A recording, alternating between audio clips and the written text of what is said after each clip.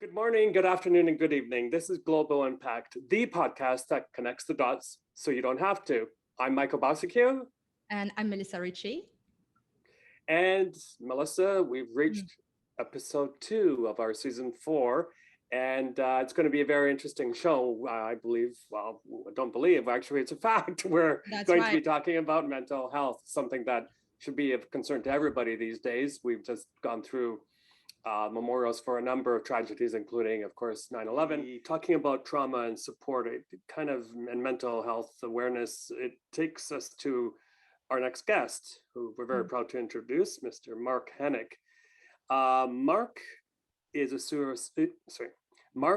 suicide survivor, and he's dedicated his life from an early age to opening minds and creating change following his experience with stigma in the mental health care system.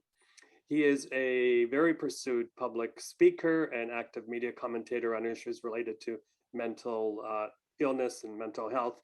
He frequently appears in Canada on CTV, National News, Entertainment Tonight. He's been published in the Globe and Mail, and in the US, here in the US on CNN, Chicago Tribune, New York Daily News, and in the UK on The Independent, The Daily Mail, and The Sun. Yes, and he also wrote a book titled So-Called Normal, a memoir of family, depression, and resilience. This is Mark HENICK's story about growing up in a broken home and the events that led to that fateful night when he went on that bridge and he decided to end his life. It's a very raw stories, and I definitely recommend the book. He has a TED talk, called Why We Choose Suicide. And it's among the most watched in the world with over 6 million views. Definitely you have to watch that one. It's heartbreaking. His story of searching for the man in the light brown jacket, who saved his life from a teenage suicide attempt, went viral around the world. He holds a Master's of Science in Child Development, a Bachelor of Arts with interdisciplinary honors, focusing on psychology and philosophy, certificates in trauma counseling, suicide intervention, mental health first aid, and knowledge exchange. And Mark HENICK is currently based in Toronto, Canada. And I think he's right here. All right. Well done. Hi, Mark. Hi, Mark. Hi. And welcome to Global Impact. We are so happy to have you on the show today. You are the second guest of the 4th season. So we have a lot of questions for you on a subject that obviously it's very much needed. We need to talk about that more because there's been a lot of talk about health and COVID and technical terms, but the after effects and the mental effects of COVID and how people are coping with all this, it's been a little bit hush-hush right now. We're grateful you are here. Hopefully you'll answer our audience questions and clarify a few things for us. Yeah, I'm happy to. So let's go from the start, your personal story, because it started with you. Your childhood. You wrote a book. It's called, let me just make sure I have the right name. Yes, So-Called Normal, a memoir of family, depression, and resilience. That's right. And it's a vivid and personal account of your difficult childhood and also, what you experienced that led you to this, the journey that led you to that moment, when you went on that bridge and you made a decision that you've had enough and you wanted to end it. So my question for you is, can you tell us more about, first of all, your childhood? What led you to that point when you decided you had enough? So when I did my TED Talk back in 2013, I tell 2 stories, actually, in the brief 16 minutes that I had. One of them was very early in my journey with suicidality and mental illness. And the other ended up being my last suicide attempt. And I wanted to tell those 2 stories in particular to show the progression that happened in my case, but also in many, many cases where kids especially aren't getting the help that they need. So what happened for me, I was suicidal from well, people found out that I was suicidal when I was only 12 years old. But I think I was dealing with those feelings even well before that, several years before that. My family had broken down. My father had left. We moved in with a new family where I was surrounded by a culture of toxic masculinity where it really wasn't okay, not only to talk about your emotions, but to show any kind of weakness at all. But boys are supposed to be little men and they're supposed to suck it up. Yeah. So that's what I was surrounded with, compounded with the fact that my mother and I left many times. My older sister and brother had moved out before I did when they were only teenagers Are you themselves. the In fact, youngest? Are you the I'm the youngest? youngest. Yeah, I was the youngest of three. Mm. So my mother had no choice but to take me every time she left, and we would move out for sometimes only a day or two, but sometimes for several weeks or months at a time. And I Mhm. never understood why we always went back. But really the impact that that had on me, of course, she was trying to protect herself and her own mental health. But the collateral damage that that had on me was that I never felt like I had a secure base, like I Yeah. really had any kind of predictability or routine in my life. And I Mhm. think that as I started to cling to that, as I got a little bit older and started to become a teenager, of course, if you're clinging to the idea that you need rigid predictability in your life, you're never going to get it. The life is unpredictable by nature. But I didn't have the coping mechanisms from a very, very early age to deal with Yes. that kind of uncertainty. So that's what I think led to my mental health really Mhm. falling apart through my teenage years. Did you actually seek out help? Did you felt back then that you had a problem, and did you reach out to people, or did you feel more alienated and isolated and kept it all for yourself? Yeah, I mean, so there were two things that happened for me, I think. One was that I was explicitly told not to be vulnerable, but also surrounded by the implicit message that if you open up, then people might leave you, they might treat you differently, they might think you're weird or crazy or all these other stigmatizing ideas. You Mm-hmm. might lose friends. So especially, I think, as a teenager who's just starting, I had just made the transition into junior high school, into middle school. Mm-hmm. Of course, my social environment was extremely important to me. I couldn't dare be different because then it might mean that I was weird and wouldn't fit in. And fitting Mm-hmm. in was all I really wanted to do. So I wasn't able to either recognize what I was going through because I didn't have that language within myself. But Mm-hmm. even if I did, to be perfectly honest, I wouldn't have felt safe opening up anyway because the social cost would have been too great. Did you have any friends when you were growing up? Were you a social person or more introverted? Yeah, I think I was always a little bit introverted anyway. I was always a bit of a sensitive kid. I had a few friends certainly growing up. It Yeah. impacted me very deeply when we moved when I was in elementary school, and I lost all of my friends, of course. We moved to a physically very isolated place. So we were, Yeah. surrounded by 100 and some acres of mostly clear land and woods beyond that. We literally moved out into the middle of the woods. Yeah. And it was very difficult to maintain friendships in that kind of environment.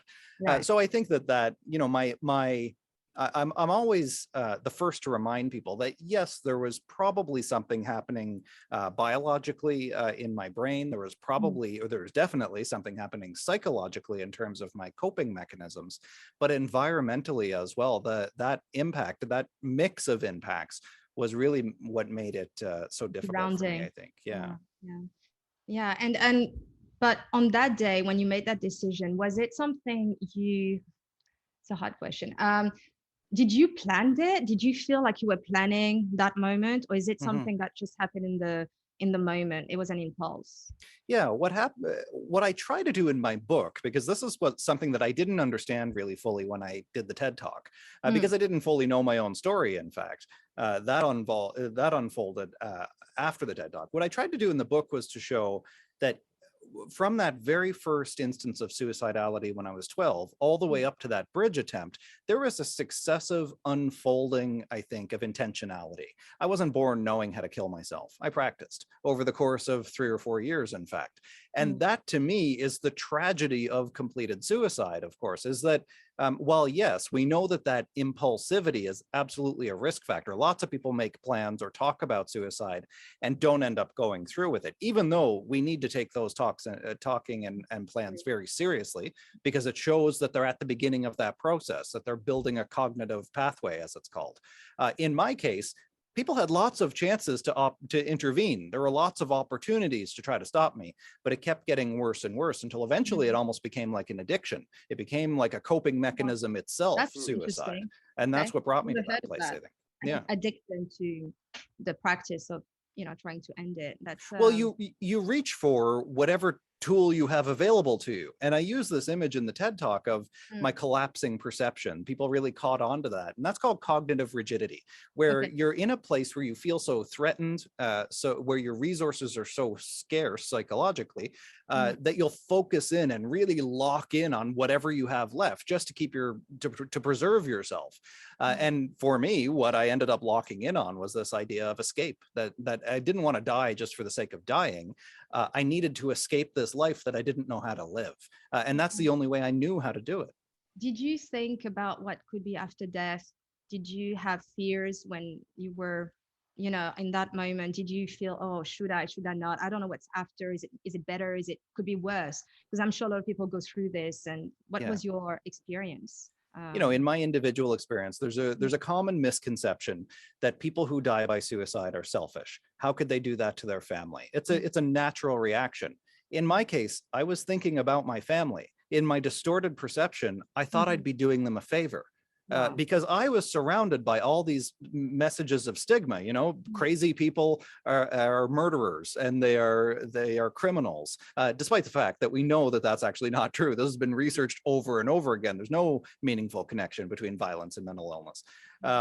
But I didn't know that at the time. I was subject to all the same stigma as everybody else. So I thought I wouldn't want my mother to have to take care of me for the rest of my life. I didn't want to have to be an inconvenience to all my friends and family for the rest of my life.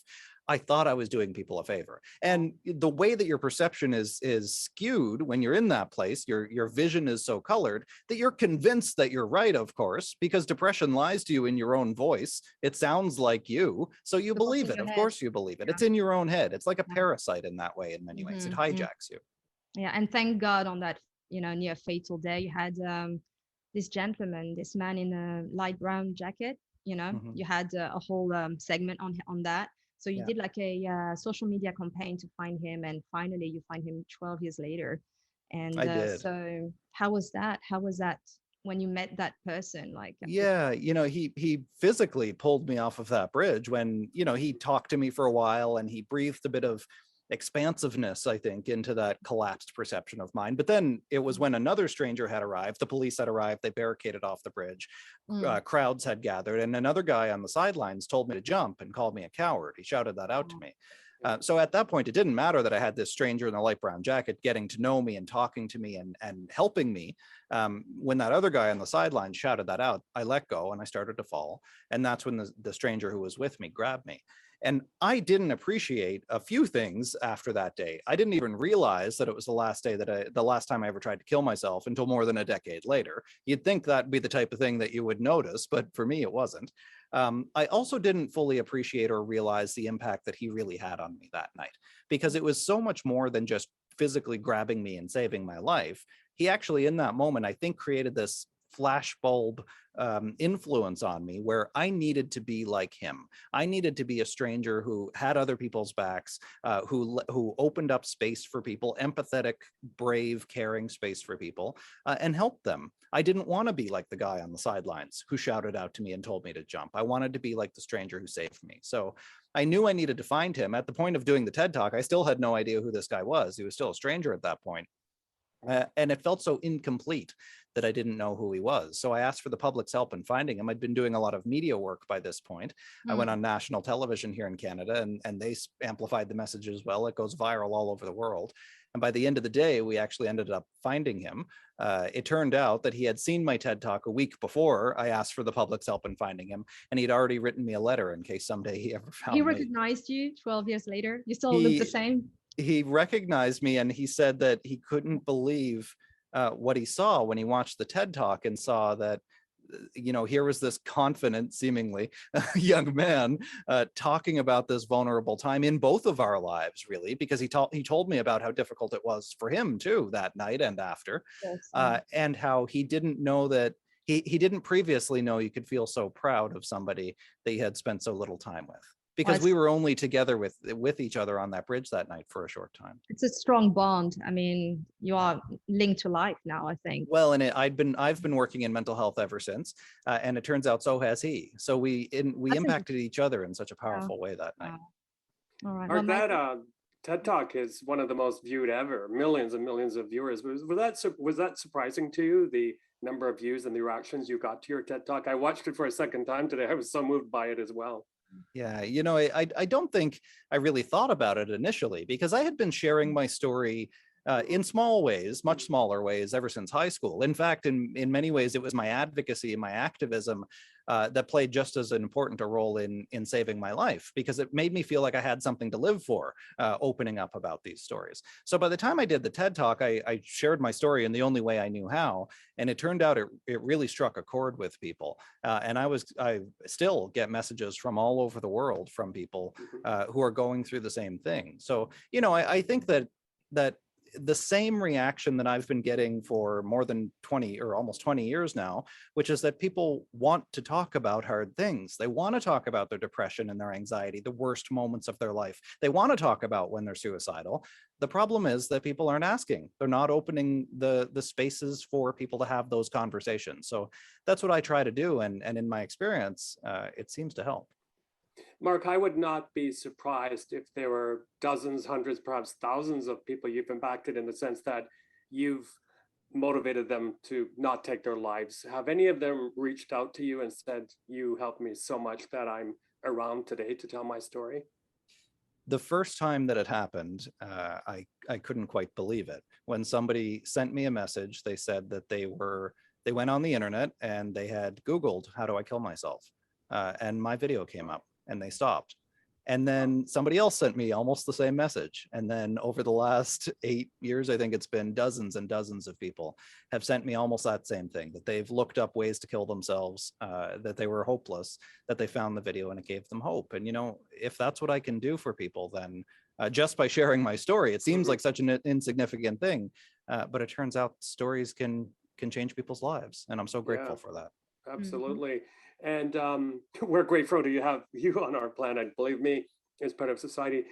Mark, it seems to me that when younger folks in particular, well, not even young folks, but they decide to take their lives and they're successful, that those closest to them had no idea that something was happening underneath. And I'm thinking, for example, of Anthony Bourdain, right? The celebrity chef who did that CNN series, killed himself pretty much on the set one evening in Europe. And no one had a clue really how bad it was going for him.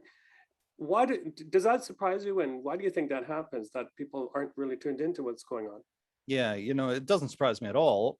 It doesn't mean, though, that they didn't, or that they couldn't have seen it coming. And there's a lot of guilt that comes with the people left behind by suicide, and that's not, we still need to have these conversations about how we can do it better without that guilt. You can't stop somebody from killing themselves once they already have. We can't change the past. We can only do suicide prevention in the future, and ideally we can learn from these kinds of incidents, tragic incidents as well.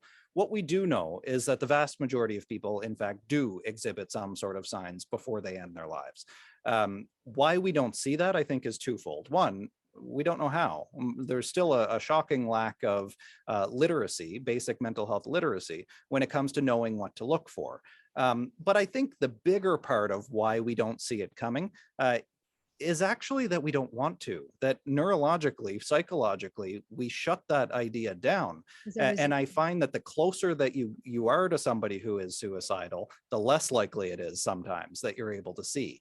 Because what parent would ever want to entertain the idea of their kid dying by suicide? So we block it out as a never event that it just can't happen. Stuff like that doesn't happen. And I think that's what it's love sometimes that makes us miss the signs. So that's why I think we need more professionals who are well-trained, gatekeepers, like, for example, for kids, teachers who see people's kids more than their parents do very often. These are frontline gatekeepers who need to know the signs and who have access to resources that can, early on, that they can connect people with to get them help. Yeah. Speaking of those signs that people should spot, in some of the kind of fresh analysis we have of the pandemic and end of the lockdowns, obviously when people are in lockdown, they're going outside a lot less, they're interacting with people a lot less. And I've been told by experts that those kind of spontaneous daily check-ins are very, very important to our own mental well-being. That, for example, someone can say to you, oh, you know, Michael or Mark or Melissa, you know, there's something about you today that's a bit off. Are you okay?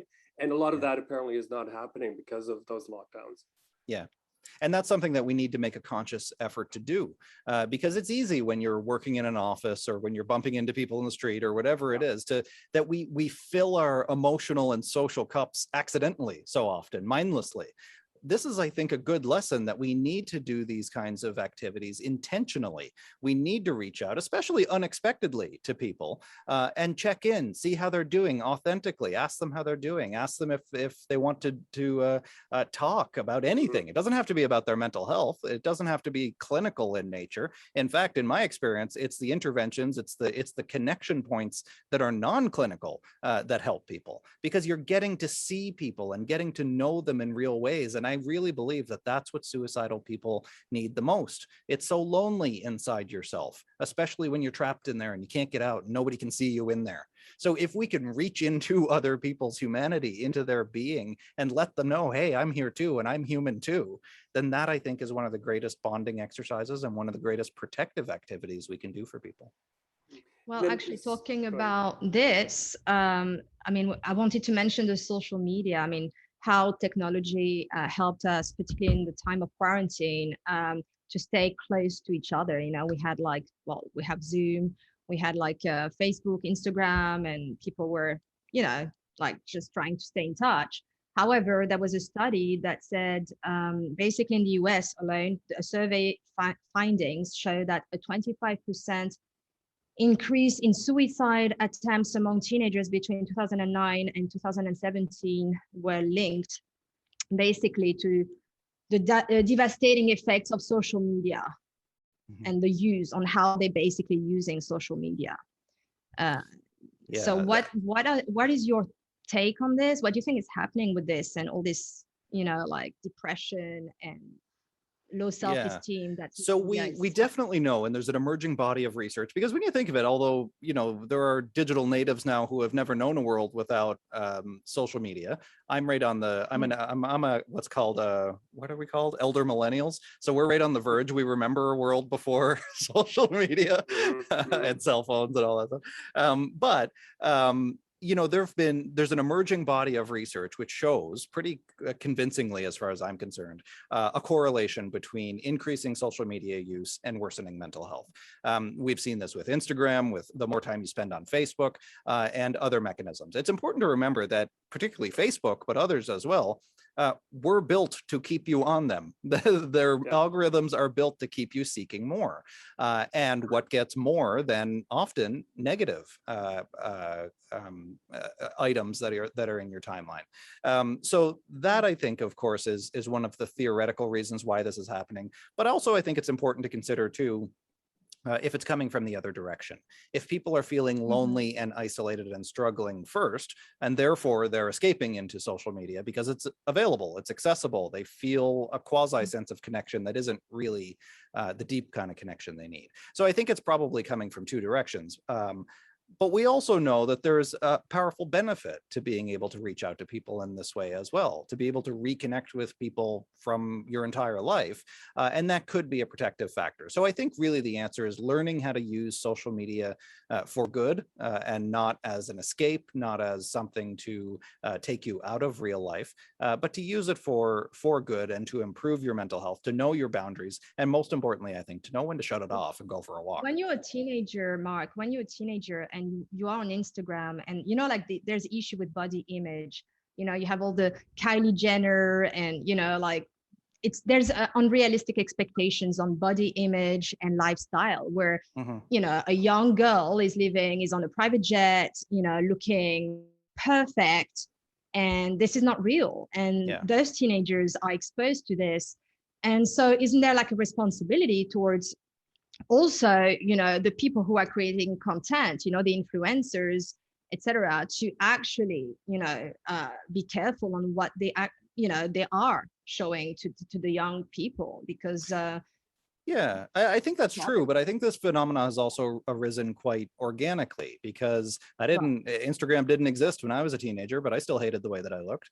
I think it Right. really speaks to something that a vulnerability that already exists in people, and particularly in what's known as a critical period in development for teenagers when they're just developing their identity and they're hyper potentiated to any kind of messaging. And it turns out that social media isn't a chronicle of our worst moments of our life. You know, there's in some ways, it's often performative in some ways, but there's some sharing of authenticity on social media.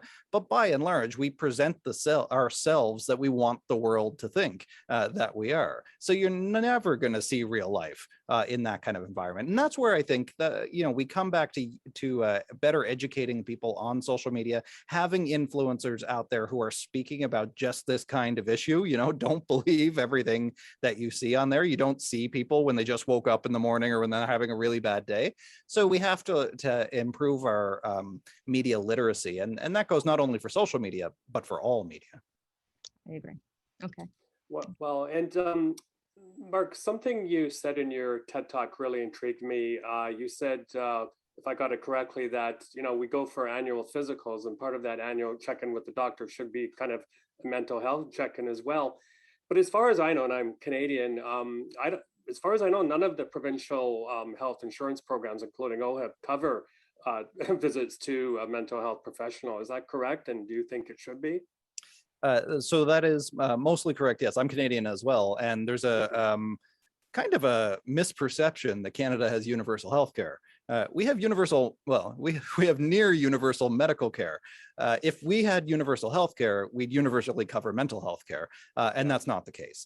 There is no province that I'm not aware of, we don't have that many, but I'm not aware of any province wherein psychotherapy is covered on par with medical interventions for mental illness. So you can go and get antidepressants just fine. And don't get me wrong, I eventually found an antidepressant that worked for me, and they help a lot of people. But there's also a lot of people that they don't help for. And we also know there's a large body of research actually to show that psychotherapy works as well as, and sometimes better than medication does for persistent mental illnesses. And psychotherapy in particular has better maintenance outcomes. So you might need medication to get you back on track, but then being on medication for the rest of your life probably isn't the best option. Psychotherapy can actually help you, evidence-based psychotherapy can actually help you with long-term recovery. I have a question about psychotherapy. Yeah, please do. Interrupt, but what do you think about psychoanalysis, the Jungian therapy, because it's totally different from, you know, the mainstream? What's your take on this? So, I mean, I'm biased in some ways because all throughout undergrad, I identified as a Jungian. I wrote my undergraduate honors thesis as a Jungian interpretation of Dante's Divine Comedy. Yeah, because I wanted to be equally unemployable in two fields, psychology and philosophy. So I have a great personal affiliation with it. I think that any modality that helps you to build a relationship with a therapist and helps you to explore your inner world and yourself in a way that makes sense to you, I think that's a good thing. There's no right way to recover. That said, however, if we're to legislate and fund particular types of psychotherapy, it has to be evidence-based to show outcomes. We know that cognitive behavioral therapy works. We know that dialectical behavior therapy works. So there are evidence-based psychotherapies out there that are really well researched. But actually, that said, though, I will make a note here that there are many, many different types of psychotherapy, of course, evidence-based and not. And every single psychotherapist has their own take on it, their own personal take. So you're really looking for clinical fit as well. But what the research has also shown, with the exception of a bit of an advantage for CBT, is that most psychotherapies work more or less the same. They work, and they work more or less the same. So that really speaks to the need to get to know your therapist. Every time I go back in for therapy, I interview a few people, see who the best fit is, and then really go from there. Okay. Dr. Tedros, the head of the WHO, said something recently that really shocked me. He said he expects the aftermath of the pandemic to produce really more cases of mental illness than we saw after the end of the Second World War. I mean, that's an astounding thing to say.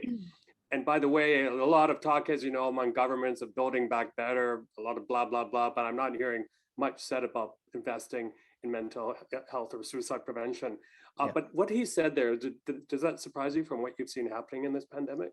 No, it doesn't. And I've seen researchers come out already, and I'm not sure what the motivation is. Just as we need to consume media critically, we need to consume research critically as well, because it is a form of media in many ways. But there were some studies that came out and said that numbers haven't increased. I think that's premature. When you're experiencing a collective trauma, as we still are, you're not going to necessarily see the long-term outcomes when you're still in the mix of it. So I think that this data will bear itself out over the course of the next few years, but numbers have been largely increasing anyway, with some variation. You know, suicide numbers finally started to fall just a little bit. So I think that when we come out of the shock period, when we come out of the extreme end of the isolation, because there are still many people isolating, when we come out of the persistent fear, the apprehensiveness that what if I catch COVID, all of these things have a cumulative impact on people. And I think we will start to see increasing rates, or continuing to increase rates of mental illness. And do you think it's been helpful that it seems in growing numbers, heads of corporations, team leaders have been coming out and kind of projecting themselves as being more vulnerable, that they are also dealing with issues, especially as they're addressing a lot of employees now working from home, especially if after they're having to deal with huge layoffs and furloughs. Do you think that's helpful that people of that kind of stature are coming out and saying, I'm dealing with problems as well? I think so. We've definitely been seeing a positive trend in terms of workplace mental health. I think that's a good thing. We've been seeing certainly social movement, whether it's heads of companies, celebrities, and others opening up about their personal experience. When it comes to the workplace realm, I think these initiatives need to be spearheaded and driven from the top, from the most senior levels of any organization. But it's also not enough to cry on camera. If you want to help your employees, then actually help them, pay them fairly, give them access to benefits, give them flexible work schedules when they need to, provide them with the formal and informal accommodations they need to lead mentally healthy lives. You have to get down to brass tacks. It's not enough to be performative here, and we've had enough performative stuff in the mental health space for long enough. You actually have to put money where your mouth is, and you have to actually do what we know helps people to live well. One last thing on the pandemic for me anyway. So I just had a very long intercontinental plane ride, and there are a lot of kids sitting around me. And I said to a couple of them and their mother, look, I really feel for you guys. You know, you're having to wear masks all the time. You're not able to go to school as often as you can, social distancing, all of these protocols. Do you worry about the impact on the younger members of our society now as well? I was even thinking, you know, when their parents having to wear masks so much now, kids already had problems reading the expressions of their parents' faces because of things like this, social media devices. But now masks are also kind of covering part of that real estate, if you will. Yeah. And, you know, we just don't know what the answer to that question is yet. And this is the type of thing that we need to look at and research developmentally over the next several years to see, did this actually have an impact on the development of kids? My hunch is that it actually won't be as severe as we think it will be.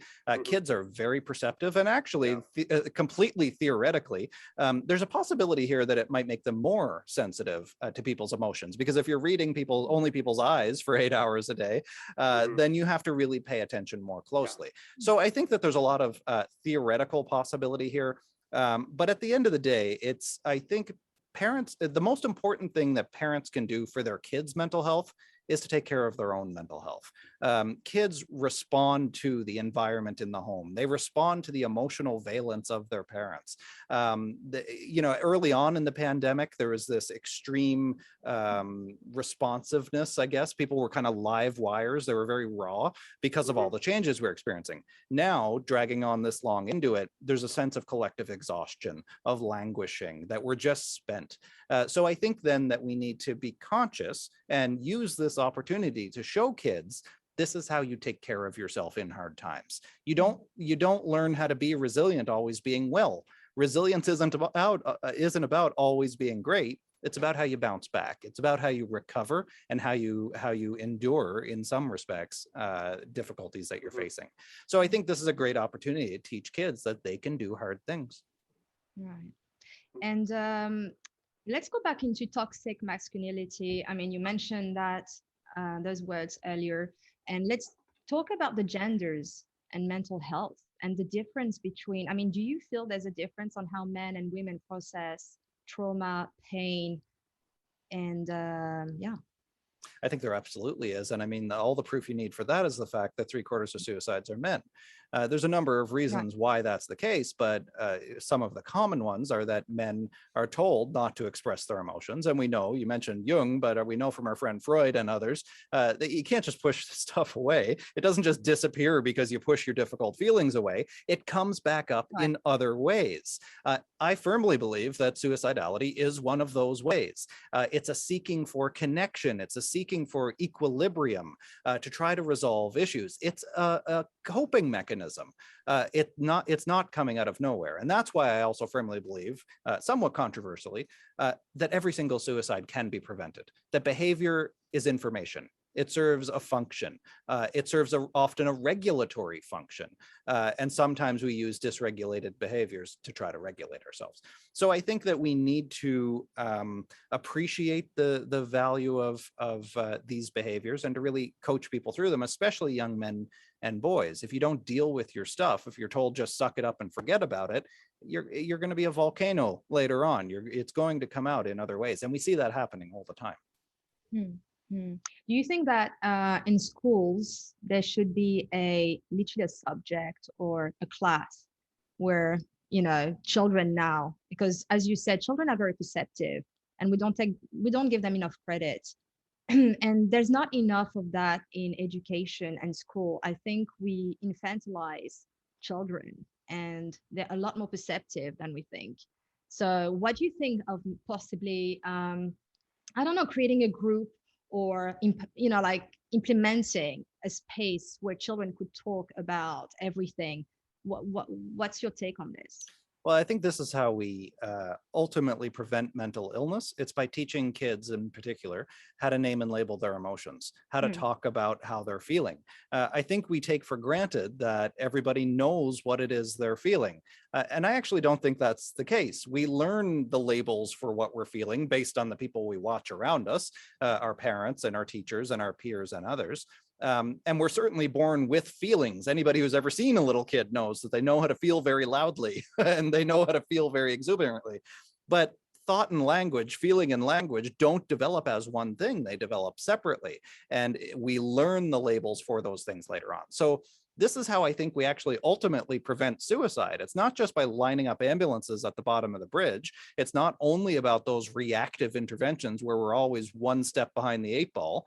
It's teaching kids way early on how to deal with the stuff upstream that leads to suicide. And we know depression in particular is a huge risk factor for suicide. Substance-related disorders, we know, is a huge risk factor for suicide.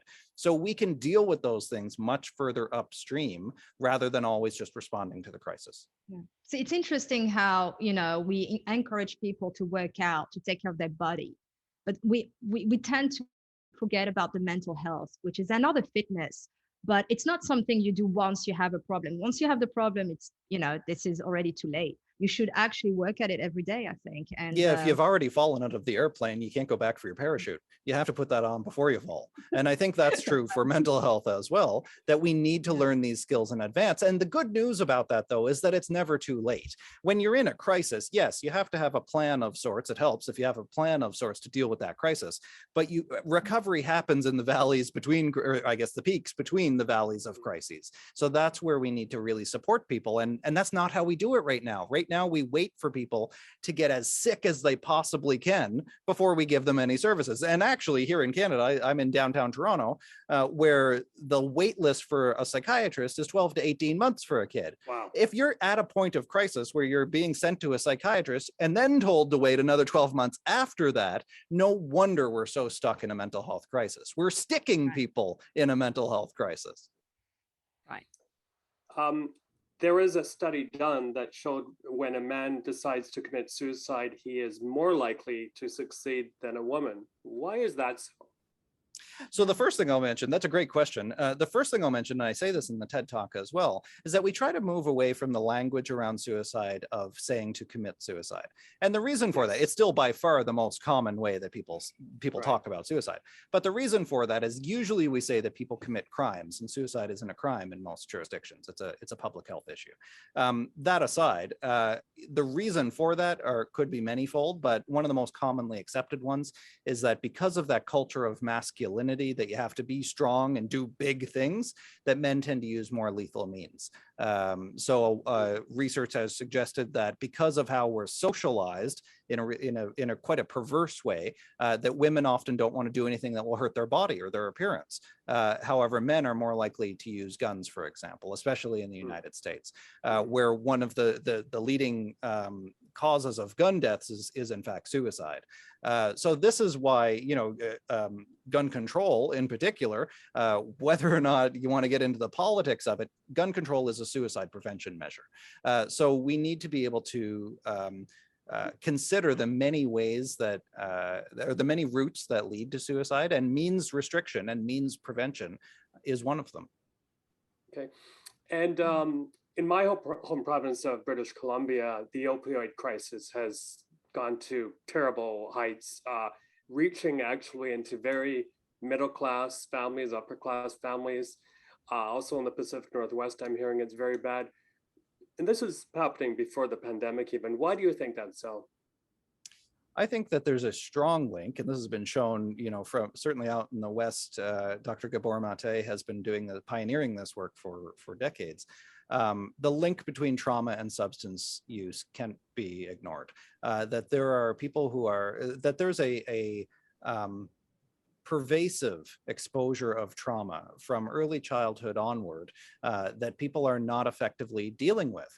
We're not protecting kids from trauma well enough. We still have, I think, too much this idea that they'll be fine, or that we're not intervening effectively enough. And this is where we're seeing it lead to, I think, addiction down the road. So we need, the answer then, I think, is that we need more trauma-informed approaches to healthcare, that every interface with the healthcare system should in fact be trauma informed, because when we can help people to resolve those wounds, then we can start to intervene in the opioid crisis and in addiction more broadly speaking.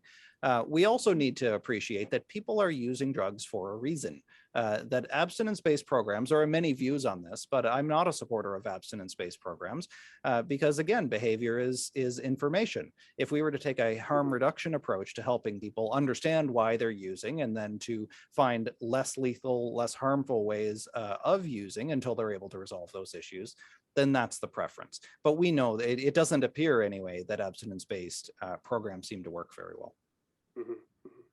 Well, talking about healing and recovery, what have you been doing to recover and heal? Would you mind sharing with us your journey on recovery? And I think I've been recovering for all my life. Yeah, everything I mean, it's never done, but yeah, no, everything I am in this moment is a sum total of everything I've ever done and everything I've ever been. I think that recovery is a long game, and I think it's not helpful, or one of the more unhelpful messages that has arisen in this 10-year surge or so of mental health awareness is that if you take your medication or you fix your brain, then you'll be better. And that's just, we can't treat mental health that cut and dry clinically. That yes, we know the brain is necessary in any conversation about mental health, but as we say in psychology, the brain is necessary but not sufficient. That we need to take care of our social health as well, and our emotional health. We need to do other things beyond just saying I have a mental illness and need to go to a doctor to address that. Sometimes we discount the power of gratitude, of physical fitness, of our diet, of our social connections. All of these things the pandemic has proven to us, I think, are vital for our recovery. So that's what I focus on typically, making sure that I'm trying to keep just a broad level awareness of my macro measures of my mental health. Did I socialize with anybody in the last 3 days? Have I left my house? Have I been... Mark, Do you have any daily habits that you implement for your mental health Yeah. that you can share with people? So right physical now? fitness has been key for my mental health.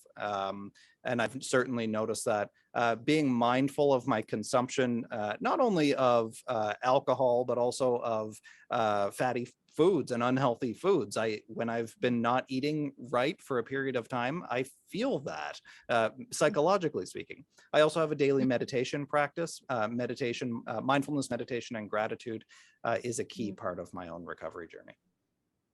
Yeah, and you have a podcast, right? I do, and a that's actually podcast. part of my recovery as well in many ways. I was going to say it's part of your journaling or whatever.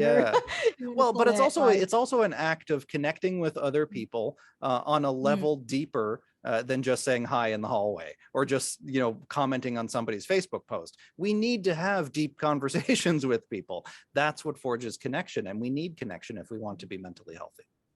Yeah. And do you have any advice on a more serious note? If anybody right now is feeling depressed or has, suicidal thoughts, what would be your advice? Don't believe everything you think. We need to validate and appreciate everything that we think and that we feel. It's valuable information, but your thoughts and your feelings are data points. They can suggest or signpost something that's going on inside. But as soon as we fall into the trap of treating our thoughts and our feelings as definitive, as conclusive, as evidence or proof of anything, then we know we need to pull back and give some space. And sometimes that's really hard. So one of my own recovery practices is to widen that space between stimulus and response. But what I mean by that is if I have a thought, a dark thought even, and I still get them, I think everybody does it in some ways, but also particularly people with a mental health history.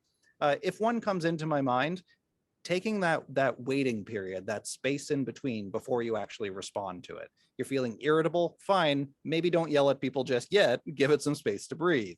You're feeling sad. Maybe we don't have to react in a way to chase away that sadness. Maybe we can just be sad, and maybe that's okay. Maybe it's actually okay to feel your negative feelings, to feel all of your feelings.